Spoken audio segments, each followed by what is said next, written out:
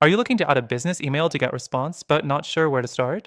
In this quick explainer, we'll walk you through the simple steps to set it up so you can start using your business email for all your GetResponse campaigns.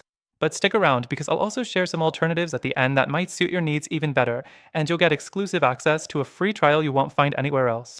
First thing, open your GetResponse account and log in. You should be on the dashboard when you start. If you don't have an account yet, make sure to sign up before continuing. Next thing, once you're logged in, head over to the top menu and click on your profile icon. You'll find it in the top right corner. This is where you can manage all your account settings, including adding your business email. Click on Account from the drop-down.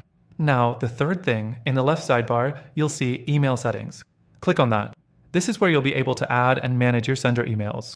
You'll want to make sure your business email is added here to send out campaigns. The fourth thing, click on the Add New Email button. You'll be prompted to enter the email address you want to use for your business. Make sure it's a professional-looking email, ideally matching your domain name, like info@yourcompany.com. Next, the fifth thing is confirming that email. You'll receive a confirmation link in your inbox. Open that email and click on the confirmation link. This ensures that the email is valid and that you're authorized to use it for your campaigns. Now, here's an important tip. Check your DNS settings. This is crucial if you want to avoid your emails being marked as spam. You'll need to add a few DNS records to your domain's DNS settings. If you don't know how to do this, GetResponse has a guide, but you might need to reach out to your hosting provider for help. The sixth thing is once your email is confirmed, you'll want to make sure it's set as your default sender. This is the email that will appear when you send out campaigns. Go back to the Email Settings section and click on Set as Default next to your business email.